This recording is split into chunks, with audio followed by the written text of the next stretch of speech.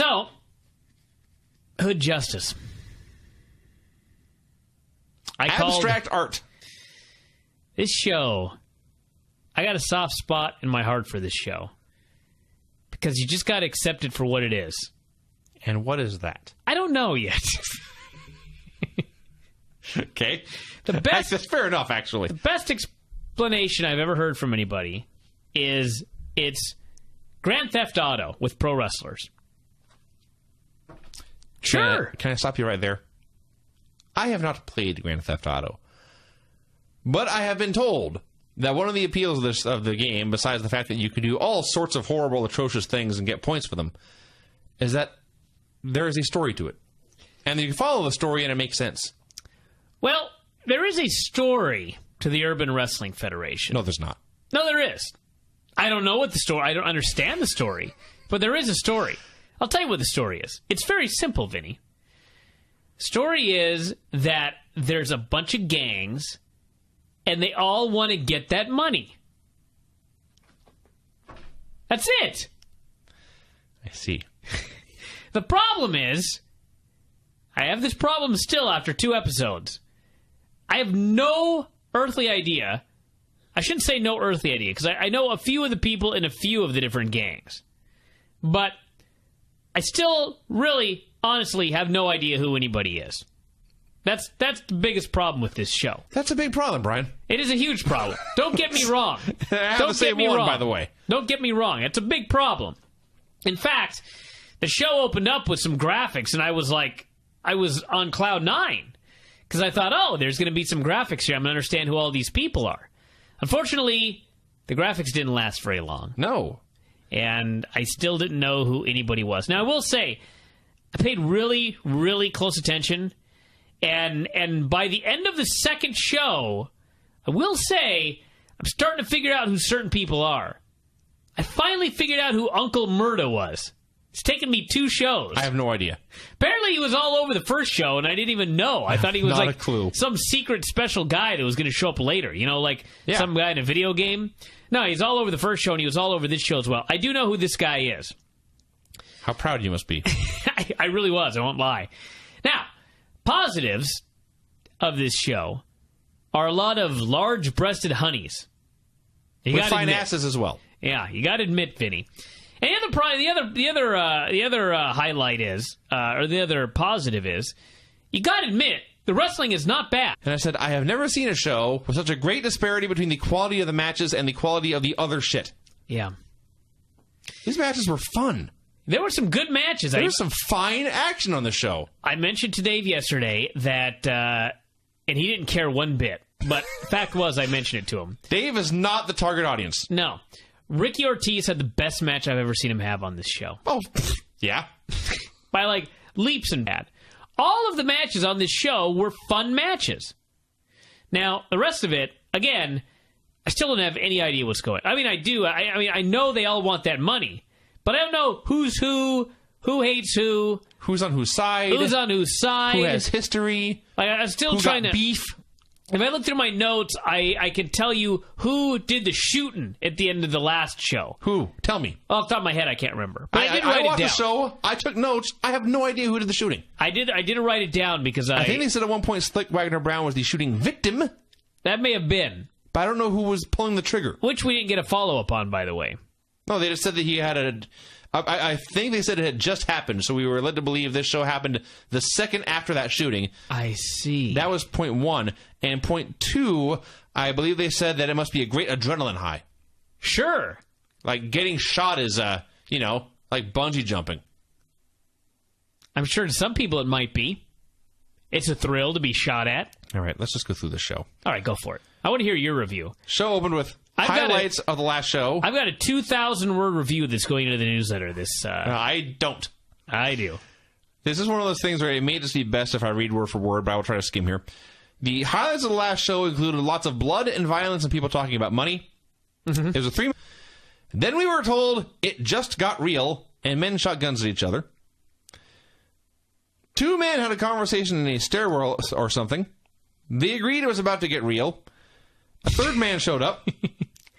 I can already tell it's going to be a great review. they talked about fools named Briscoe and Uncle Murda. Something was bullshit. Somebody was going back to Cali. The third man left, and I'm fairly certain the first man ordered the second man to kill the third man. Yeah. That's what I got out of this. Yeah. Okay. Here we got some graphics. It was important, by the way. It was important that in this segment, they did alert us that the belt equals money. Thing. Yes. So we got some graphics. Cuban Link, DC Killer, and Ricky Reyes came out. Hey, this is an improvement. There were graphics. So they shot this in... is this the Hammerstein Ballroom? I don't know where they shot it. It looks like it. It may be. I've forgotten. But ordinarily they keep it very lit, except sometimes when guys come out, they have kind of a light show going on. And you can see that they are in a decent-sized building with absolutely nobody in it. We got reports from fans who were there that estimated 35. Yes. And it's not... And the capacity is not 40. The capacity is several hundred. 1,000. So, sure. So Cuban Link said he was about getting money for a while. Slick Wagner Brown came out, and we got Slick Wagner Brown versus Ricky Reyes in a Street King title qualifier match. It's a tournament for the belt. He had the announcer said somebody was going to die tonight if they don't get it together. I believe it was DC Killer and Cuban Link who were fighting, even though they came out together. We were told that the only rule... This is awesome. The only rule... Now, you got to think back to the early UFCs before Vince tells you this. Okay. The early UFCs, the only rules were, what was it? No eye gouging and no biting, I believe, were the only rules in the original UFC. But everything else, including kicking folks in the nuts, that was all okay. So you, the listener, I want you to guess what the only rule... What is the only rule in the UWF? I'll give you a 5-second pose to figure out what this are. Here we go. All right, Vinny. What is the one rule in the UWF? The only rule in the UWF is the rope break. Yes. You can stab a man in the face with a fork repeatedly until he gets the ropes. Well, presumably, yes. So, yes. I looked at it that way, but you might be right. They showed that, that was basically the whole point of the intro, was a man being stabbed in the face with a fork, and no one cared. But I didn't see him getting the ropes for the rope break. He must not have grabbed the ropes. So that's the only rule. So they had a match. Honestly, I don't remember much about this one. Wagner beat him up the whole time, and then Reyes cut him off and tapped him out with a crossface. People I don't know had a meeting. This was... I actually rewound to record this man's promo. You want to hear what he said? Something about serving candy-ass motherfuckers. We ain't gonna let no East Coast motherfuckers, nor no motherfucking shit-kicking, boot cowboy-wearing motherfucking South fools come out here and take this money from us, man. Yeah. I couldn't say it with a straight face. Well, I really tried. The people in this promo cannot keep a straight face either. So that was one of the I watch this show and I just laugh my ass off for an hour. I don't give a shit. I watch this show and I laugh my ass off for an hour. And when I see some of these skits and the guys can't keep a straight face, I just laugh every time. So yes, one of them was laughing openly here. One of them had headphones in, was just listening to music. The guy who was cutting the promo, who I assume was the boss, he left. Somebody else showed up and hit on the girl for a while. Two men were talking in a fancy-looking hallway. And then it ended. At this point, we got graphics. And I thought, yay, graphics. I'll be able to make sense of something. And here's what the graphics read. Here is what the graphics said, everybody. Yes. Lep bogus, boys. Mooney count. I can't do it. Lep.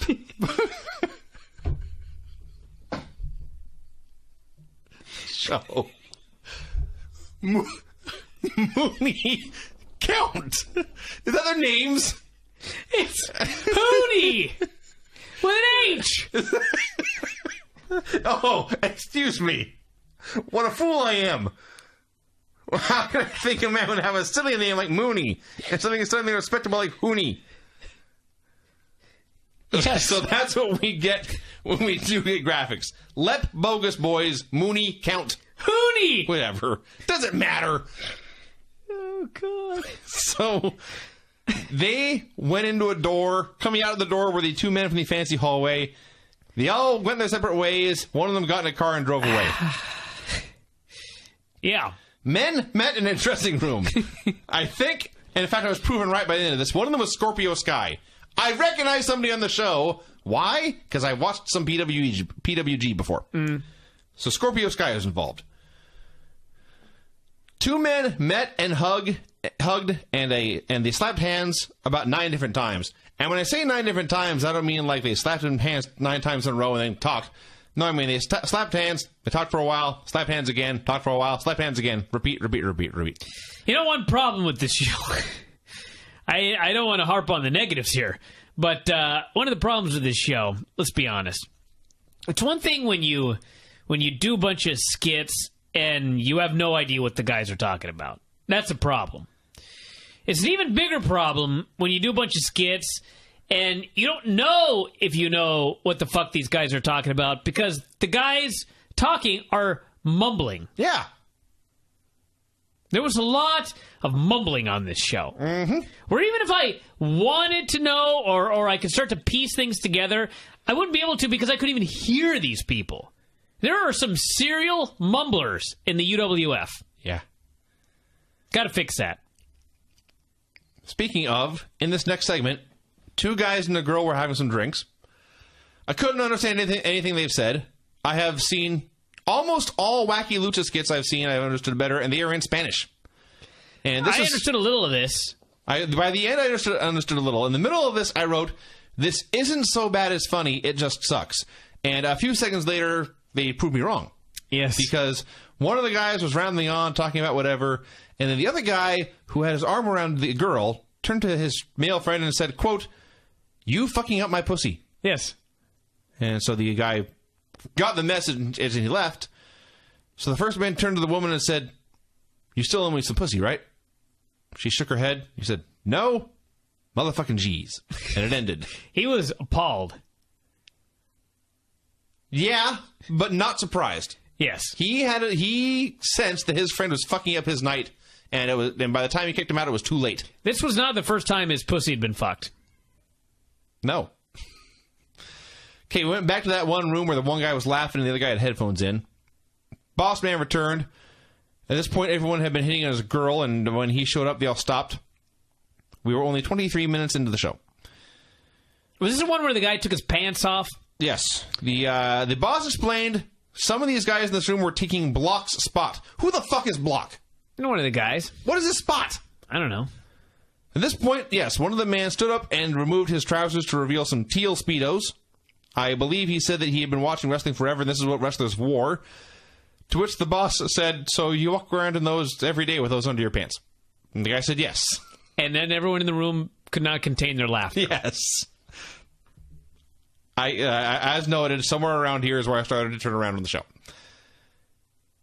If it's the same one we're talking about. This was Lep Bogus Boys, Hooney and Count meeting with Uncle Murda. Really? Yeah. It's fascinating. And how did you determine this? I was trying really hard to pay attention. There was a point later where I recognized Let Bogus Boys because I saw their shirts. Yes, they said that Murda's money would be their own soon, and he said, "I don't see that." And they said, "We'll see on the streets." Trouble. Backstage, somebody wanted to get some shit together. I believe Eddie Kingston was there. Yeah, they were making fun of him for losing to a midget at the last show. Yeah. Homicide, everyone. Out came 40 Glock, Willie Mack, who was the dude in Speedos, and his partner was Famous B. Let's see. Billy Blue came out. Backstage, Scorpio Sky told somebody he got this.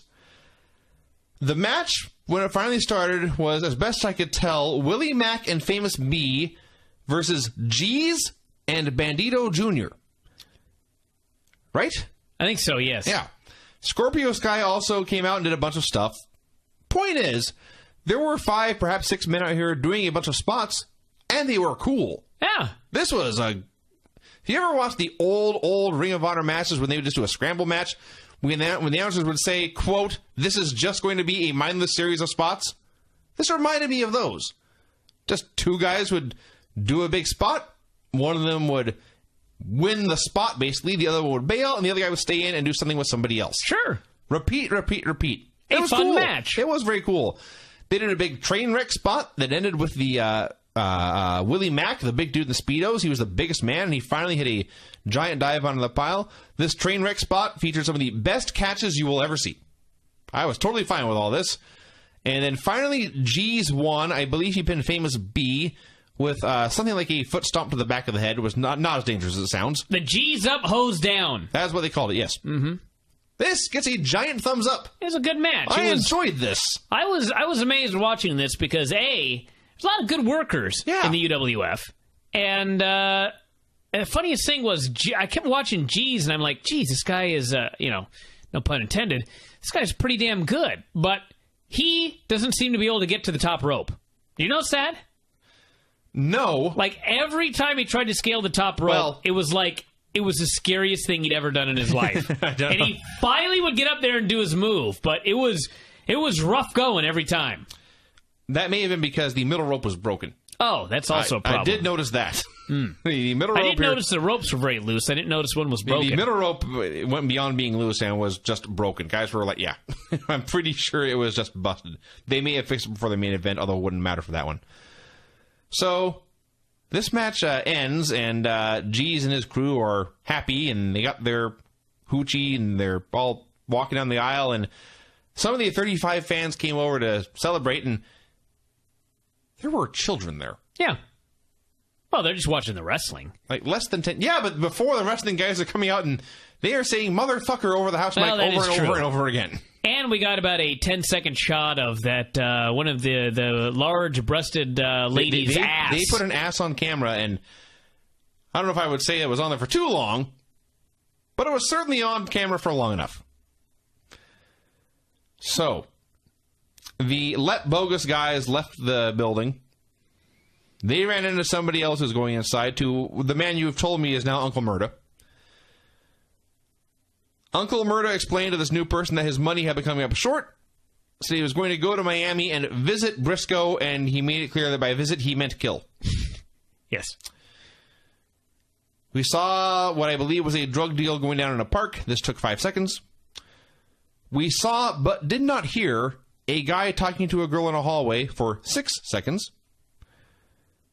Some guys are hanging out in a locker room. I think... And actually, I think this is wrong by what happened by the end. But what I thought was happening was one guy was bragging about the white girl he had fucked. But then one of them got furious and left the room and stormed out. Now, what the guy was talking about was there was a girl he had fucked, but and it may have been a white girl. But more importantly, it was one of this angry man's bitches. And he was upset that someone was fucking around with his broad. Yes, his broad. He made sure to mention broad repeatedly. He said broad, so... And before he came out... It was Rashi Brown. Yes, before he came out, though, we missed a segment where, and I quote, somebody yells at some guys. Okay. At that point, the angry man, although I just wrote an angry man, because I couldn't tell if this is the same angry man or not, or a different angry man, it was, in fact, Rashi Brown, formerly of Ring of Honor. Mm-hmm. Said he was going to deal with whoever fucked with his broads. For the first time in the entire show, we had a man who could speak. He cut a promo. He was... Well, upset that someone had fucked with his brother himself, Beast Ortiz. Beast Ortiz. Beast Ortiz. In a Street King title qualifier match. Mm-hmm. This was just 2 big-ass mofos wailing on each other, and ain't nothing wrong with that. Yeah, they just beat the crap out of each other. Actually, Brian, what the announcers said was they beat the shit out of each other. They did. That was the exact quote, and you know what? They were right. They beat the shit out of each other. If you like slobber knockers, this is the match for you. That's the amazing thing about this match. It's more than just 2 dudes beating the shit out of each other, because they went up top, and Rich Ortiz, Beast Ortiz, teased superplexing him from the post to the floor. And, of course, Rashi Brown wasn't down with that, and so they had a big battle. And they battled for like a full minute, and it was never boring. They had psychology in this match. Sure, yes.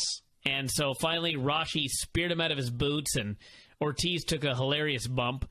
And Rashi pinned him, advanced in the tournament, got his fucking money, and defended the honor of his broad. Yes, so yes. That's the story right there, everybody. Ain't nothing wrong with this match at all.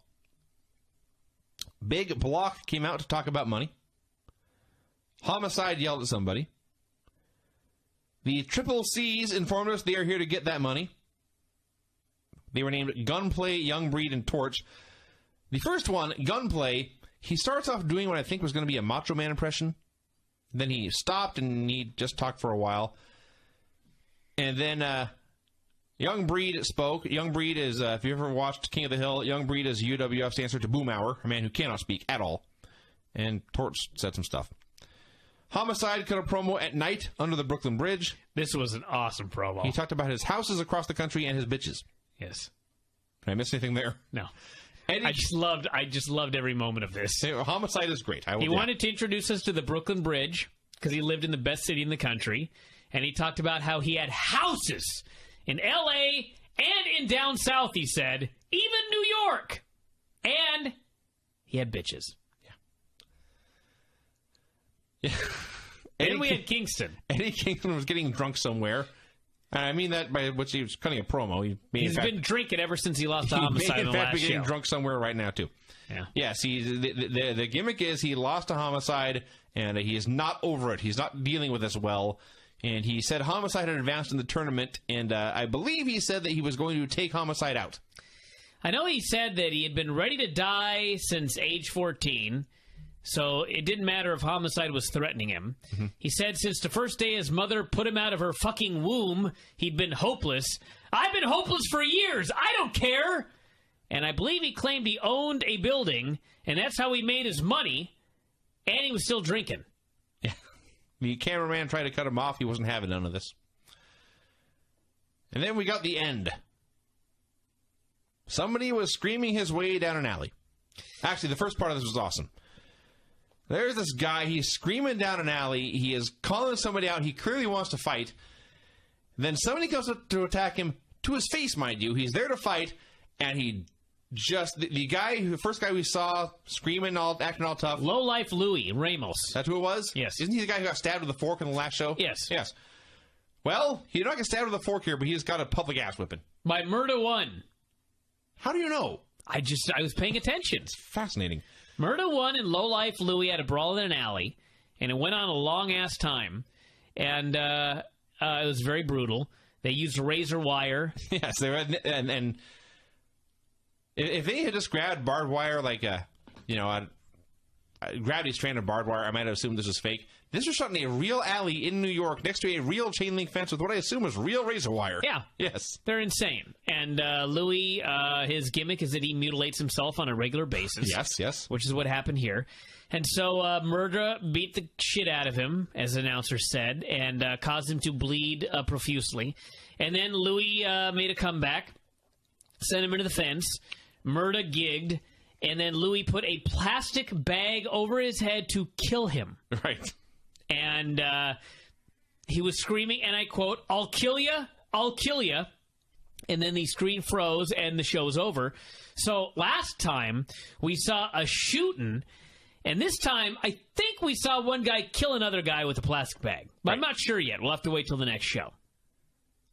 That's the UWF, everybody. That was some hood justice right there with that bag. I suppose.